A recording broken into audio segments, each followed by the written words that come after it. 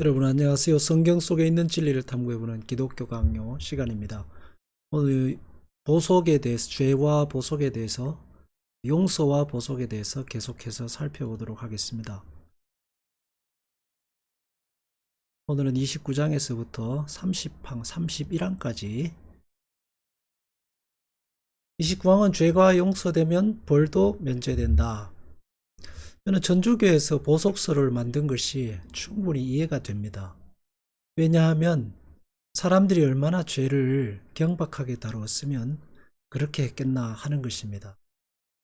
얼마나 사람들이 죄에 대해서 쉽게 생각하고 또 쉽게 잊어버리고 하나님께서 주신 예수 그리스도를 닮아 거룩하게 성화되는 것에 대해서 관심이 없었으면은 이러한 죄에 대한 어떤 물리적인 어떤 형벌이랄까요? 물리적인 보속을 정해서 사람들로 하여금 죄를 짓지 못하게 하는 장치를 만들었을까 하는 것이 충분히 이해가 됩니다. 그리고 저 자신도 살아보면 아예 이렇게 하면 교회가 더 힘이 있어지겠다 라는 생각이 들기도 합니다.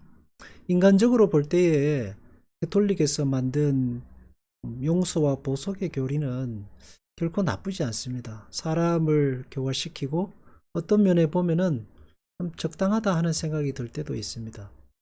그렇지만 이것이 성경적이지 않은 이유는 뭐냐 하면은 보속, 죄에 대한 대가로서 치르는 그런 행위를 가지고 사람을 거룩하게 만들 수 없다는 근본적인 인간의 문제 때문입니다. 억지로 그 보속에 대한 교리를 만들어서 강제로 그 사람으로 하여금 그 죄를 멀리하게 할 수는 있지만 그것으로서 사람을 바꿀 수는 없다 하는 것입니다. 바꿀 수는 없다. 사람의 근본적인 변화는 성령께서 주셔야 하는 문제이고 또 예수 그리스도를 향한 사랑의 문제도 형벌로서 되는 것이 아니라 그 안에서 성령이 부어져서 자발적으로 하나님을 찾아가게 해야 되는데 그것을 강제로 규정함으로 말미암아 많은 문제를 낳게 되었고 또 훗날 이것이 어떻게 쓰여지게 되느냐 하면 이 용서와 보속의 교리가 교회의 부를 축적하는 데에 도구로 사용되게 됩니다. 그리고 권력과 힘을 가진 사람들의 어떤 그 보조 수단으로 쓰이게 돼서 권력과 힘을 가지고 죄를 짓습니다. 그리고 형벌을 보속으로 눈물과 행위와 어떤 금전으로 해결함으로 말미암아 쉽게 더 죄를 사함받는 길을 열어주게 되는 그런 악영향을 끼치게 된 것입니다. 그래서 성경을 우리가 하나님의 말씀을 또 믿음의 길을 갈 때에 보기에 참 안타깝고 어떻게 저렇게 신앙생활 할 수 있나? 어떻게 저렇게 죄를 지으면서도 교회 다닐 수 있나? 또 어떻게 저런 사람들을 신자로 할 수 있나? 이런 문제에 대해서 우리가 늘 고민하고 파도나고 쉽게 말하면 열받죠. 하나님은 저런 사람을 왜 그냥 두시나 생각이 듭니다. 그러나 그게 우리가 이해할 수 없는 세계이고 또 저는 이것을 믿음의 문제라고 생각합니다. 믿음의 문제로 오직 의인은 믿음으로 말미암아 살리라 했는데 신자가 살아갈 길은 믿음밖에 없다. 형벌도 하나님께서 내리실 문제이고 사람들을 징계하고 신앙의 문제에 대해서 가르치고 하시는 부분도 어느 정도 근본적으로는 하나님이 하셔야 하는 문제이지 교회 전체적으로 특별한 교회에 해악을 끼친다거나 아니면 교회 공동체를 무너뜨린다거나 하는 문제에 있지 않은 한에서 하나님의 형벌의 문제는 용서와 징계의 문제는 하나님께 맡겨야지 그것을 보속 교리로 거기에다가 어떤 대가를 갖다 붙여서 그 값을 치르도록 한다는 것은 부작용을 더 많이 낳게 된다는 것입니다. 오늘 그 내용들을 한번 살펴보겠습니다. 그들은 벌과 죄책을 구별하고 하나님의 자비에 의해서 죄책이 용서되는 것을 인정하면서도 하나님의 의가 요구하는 벌은 남아있다고 한다. 벌과 죄책을 구별한다 했습니다. 죄책은 하나님께서 예수 그리스도의 십자가를 통해 용서하시지만 벌은 받아야 된다라는 논리입니다. 지난주에 살펴본 바에 의하면 예수님께서 세례받기 이전의 죄는 십자가에서 다 용서하시지만 세례받은 이후에 믿는 자가 범한, 믿음을 가지고 범한 죄에 대해서는 그 벌을 받아야 된다라고 하는 내용이었습니다. 그래서 보속교리를 만들었는데 충분히 이해가 가는 부분이죠. 세례를 받고 거룩한 신자가 되었음에도 불구하고 그 하나님의 의가 요구하는 하나님의 신자됨에 예수 그리스도의 십자가의 보혈을 통해서 신자가 되었음에도 불구하고 그 의가 요구하는 삶을 살지 못했을 때는 마땅한 벌을 받아야 되는 것이 아니겠느냐 하는 것은 당연한 것입니다. 그래서라도 신자로 만들고자 하는 그 교회의 어떤 열심과 안타까움은 이해가 되지만 그러나 주님께서 하시지 않은 일이고 근본적으로 인간의 죄성을 바꾸는 데는 효과가 없다. 그러므로 보석은 원래 벌을 면제받는 것과 관련된 것이라고 주장한다. 죄책은 면제받았지만 보석을 통해서 육체적으로 행위적으로 내려지는 그 벌은 보석을 통해서 면제받아야 된다라고 하는 논리입니다. 칼빈은 이제 당시에 그 가톨릭 교회와 대립관계에 있었기 때문에 아주 강경한 단어들을 써서 거기에 대해서 맞서고 있습니다. 이 얼마나 경배한 짓인가. 그들은 죄책의 용서는 값없이 얻을 수 있다는 것을 인정하면서도 그것을 위해서는 기도의 눈물과 그 밖의 각종 준비, 문제는 각종 준비죠. 각종 준비 안에 행위와 여러 가지가 다 포함되는 것입니다. 행위와 또 재물과 헌물과 헌금과 이런 게 다 포함되는 거죠. 그게 문제가 생기는 겁니다. 그러므로 그들의 죄를 기억하시지 않겠다는 말씀은 성경은 그렇지만 이렇게 말씀하고 있죠. 그러므로 그들의 죄를 기억하시지 않겠다는 말씀은 죄에 대한 벌을 요구하시지 않겠다는 뜻이다. 같은 뜻을 표시하는 다른 말씀도 있다. 등 뒤에 던지셨다. 내 허물을 빽빽한 구름에 사라짐같이 도말하였다. 깊은 바다에 던지셨다. 허물의 사함을 받고 죄의 가려움을 받는 자는 복이 있다. 그 말은 하나님께서 그 죄에 대해서 벌을 내리셔서 형벌을 가하시려면 한도 끝도 없죠. 그래서 예수님께서 하신 말씀이 뭐냐면 너희는 죄를 안 짓고 사는 것처럼 말하는데 마음속에 있는 죄도 다 죄다라고 말씀하시면서 너희가 하나님의 진노를 피할 수 있을 것으로 생각하느냐라고 예수님 말씀하십니다. 그러니까 이런 데에 문제가 있는 거예요. 눈으로 드러나지 않는 죄는 죄가 아닌 것처럼 여기는 그런 인간의 위선적 신자를 양산해 낼 수 있다는 것입니다.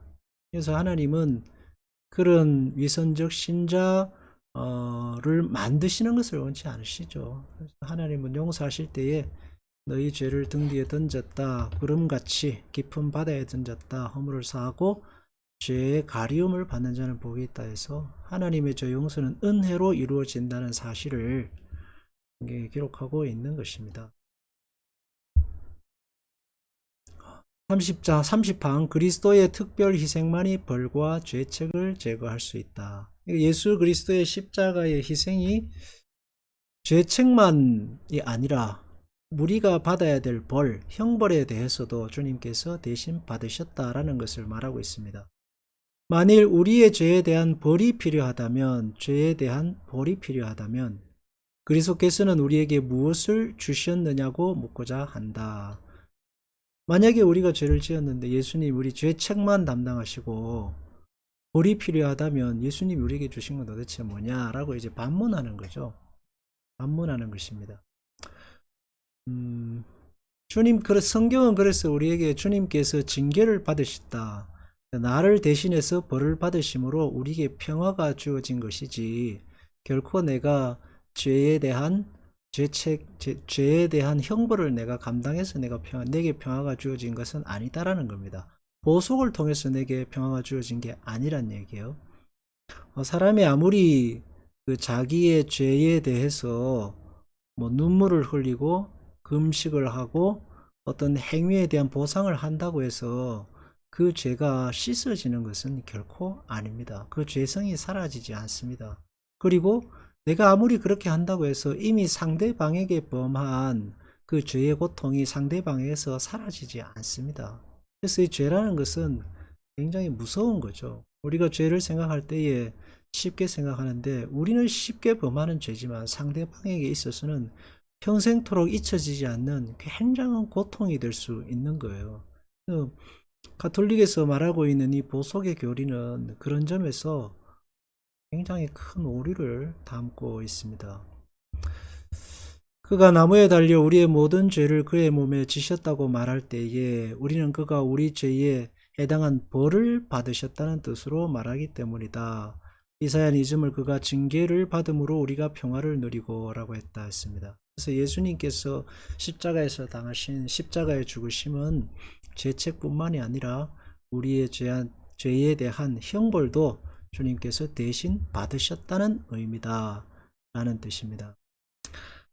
그래서 우리가 늘 신앙인이 되어서 이제 예수님을 닮아가는 거룩한 삶으로 나아가야 하는데 많은 사람들이 천국 가는 문제에 거기서부터 머물러 있는 경우가 많습니다. 그렇지만 신앙은 천국이냐 지옥이냐 이 문제보다도 더 고차원적이고 더 멋있죠. 예수님을 닮은 거룩한 삶으로 나아가야 하는 문제 아니겠습니까? 그래서 예수님께서 우리를 용서하신 십자가에서 우리의 형벌까지 대신 지신 이유는 단지 지옥에서 천국으로 보내기 위한 게 아니라 우리로 하여금 거룩한 사람을 만드시겠다는 하나님의 강한 의지로 받아야 됩니다.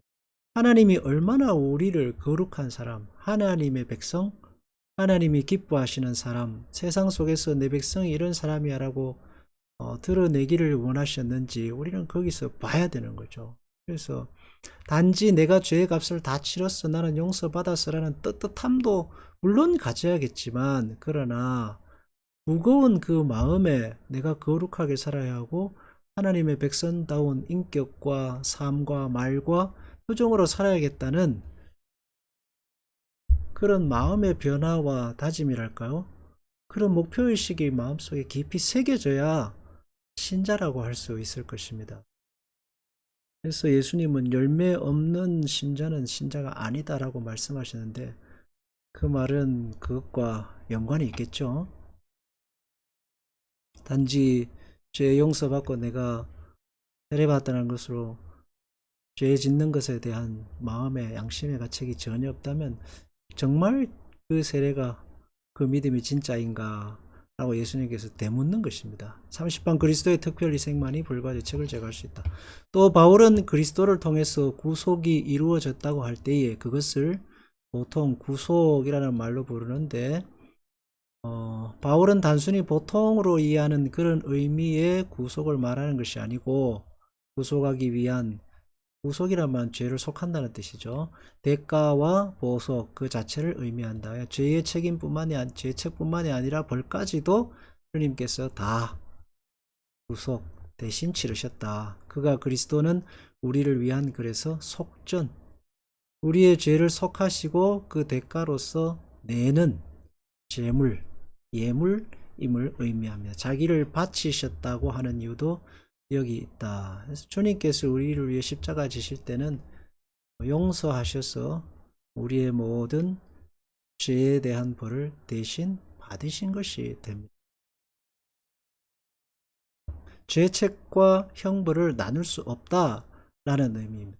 만약에 형벌을 받아야 한다면 그것은 용서받은 게 아니죠. 용서받지 못했기 때문에 형벌을 받는 겁니다. 용서를 받았다는 것은 형벌이 없다는 것을 의미합니다. 세상 법정에서도 용서하면 형벌이 없습니다. 막 둘이 법원에서 다투다가 서로 합의하고 용서하면 감옥에 가지 않습니다. 여호와께서는 전혀 죄에 대한 배상을 행위로 치르라고 명령하시지 않고 속죄의 제물만을 요구한 것은 무슨 때문인가? 구약 성경에 보면 죄를 지으면 하나님 앞에 나와서 제사를 제물을 드리라고 하잖아요. 속건제, 속죄제, 뭐 여러 가지 죄가 제물이 있습니다. 근데 행위로 대신 치르라고 명령하지 않고 동물의 피를 흘려서 제사를 드리라 합니다. 이것은 그의 심판을 무마하는 한 가지 보석이 있다는 것을 증거하고 보석이 있다는 것을 증거하고자 하시는 것이 아닌가? 이스라엘 백성이 드린 제물은 사람의 행위로 인정되지 않고 그 본질에 따라서, 즉 그리스도의 특별한 희생에 따라서 판단되었다.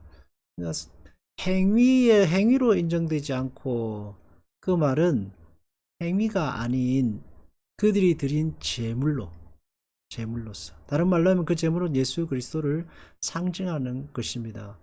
소 한 마리 잡아서 그 피 한 마리 흘렸다고, 양 한 마리 잡아서 그 피 흘렸다고 인간의 죄가 사지지 않는 거죠. 그것은 예수 그리스도의 십자가의 보혈을 전제한 것입니다. 구약 시대에도. 그래서 예수 그리스도의 십자가의 보혈만이 인간의 죄를 사할 수 있다는 것을 구약 시대에도 제사 제도를 통해서 우리에게 가르치신 것입니다. 31항 그릇된 해석을 폭론돼서 하나님의 심판에는 처벌적인 것과 교정적인 것이 있다 라고.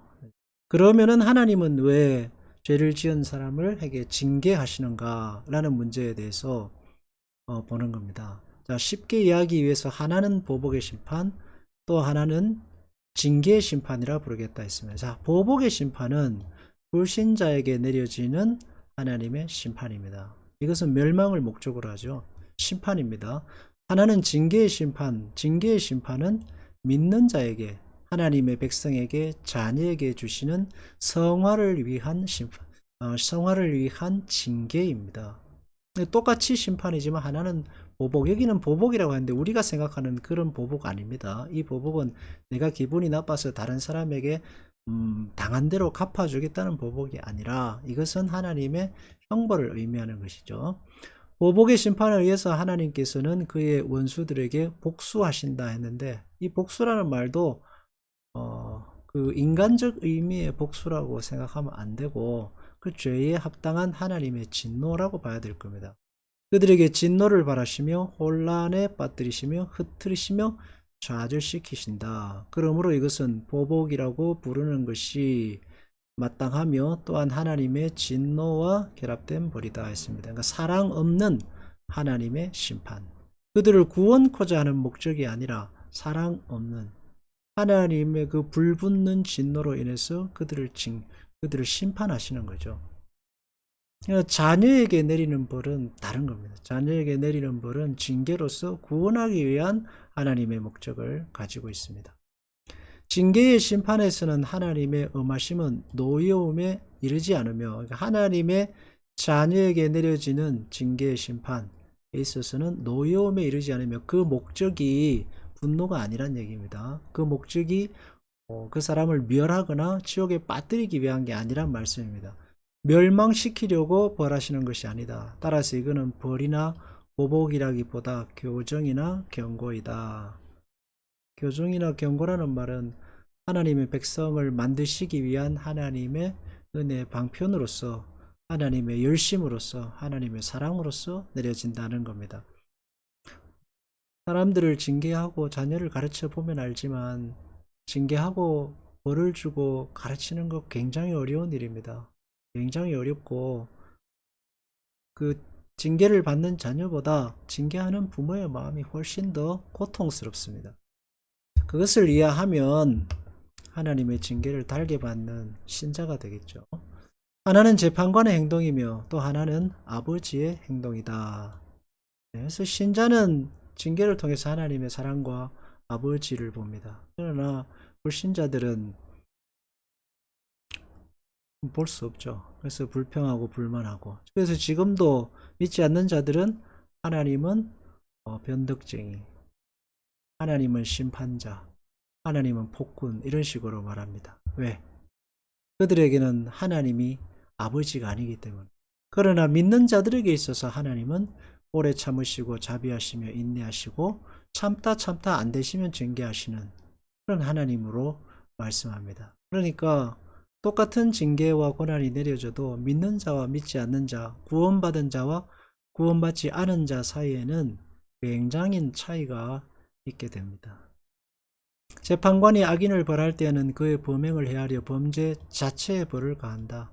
그러나 아버지가 아들을 엄격하게 교정할 때는 복수나 학대하는 것이 아니고 가르치며 더 조심하게 만들려는 것이다. 그렇기 때문에 신자에게 내려지는 형벌이 더 가혹합니다. 신자에게 내려지는 형벌이 더 가혹합니다. 믿지 않는 자들에게는 드러나지 않는 죄악이 하나님의 백성과 자녀들에게는 드러납니다. 하나님께서 들추어내셔서 징계하시고 가르치셔서 가혹하게 다루셔서 우리를 거룩하게 만들어 가시는 겁니다. 크리소스톰은 이와 조금 다른 비유를 사용하지만 이제 다시 설명합니다. 심판관과 아버지에 대해서 결국 같은 말을 한다. 아들도 채찍으로 맞고 노예도 맞는다. 그러나 노예는 죄에 대한 벌을 받고 아들은 훈계를 받아야 할 자유인과 아들로서 징계를 받는다. 그러니까 아들에게 더 혹독하게 대하죠. 아들에게는 교정이 시련과 개선이 되며 노예에게는 태형과 벌이 된다.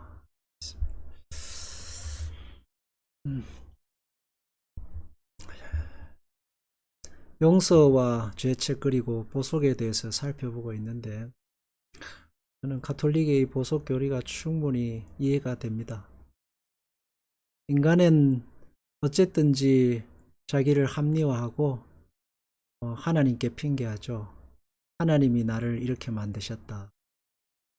내가 좀 더 환경이 좋고 좀 더 여건이 좋았다면 나는 이렇게 살지 않고 신앙생활 열심히 할 텐데 늘 이런 논리로 살아갑니다.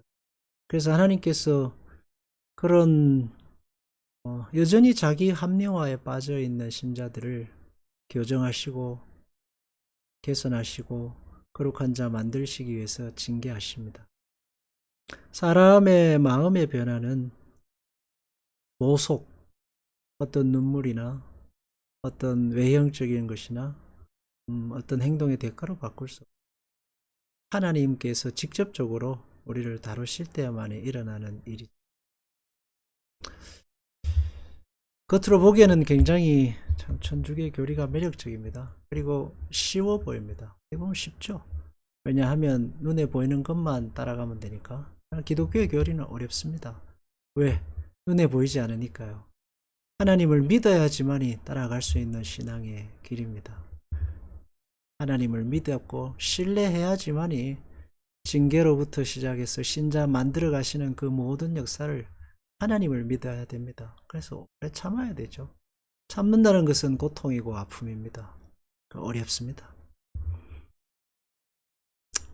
그렇지만 우리는 하나님을 믿고 신뢰하는 사람들이니까 주님의 신뢰와 하나님께서 그 모든 것을 모자람이 없이 행하신다는 사실을 믿고 신앙생활, 특히 신앙생활이 많은 부분이 교회생활인데 교회생활 신실한 신자로 살면은 참 좋을 것 같습니다. 기도하겠습니다. 주님, 사람을 만들어 가시는 하나님의 방법은 오묘하고 놀랍습니다. 인간은 죄에 대해서 너무나도 간사하고 그래서 자신을 바꾸기를 싫어하지만 하나님은 어떠하든 우리를 거룩해 하시기 위해서 지금도 열심을 내시니 하나님의 그 모든 일들이 합력하여 선을 이루심을 믿고 믿음으로 담대히 살아가게 하시고 인내하며 기다리고 참아 열매 맺는 삶이 되게 하소서. 예수님 이름으로 기도합니다. 아멘.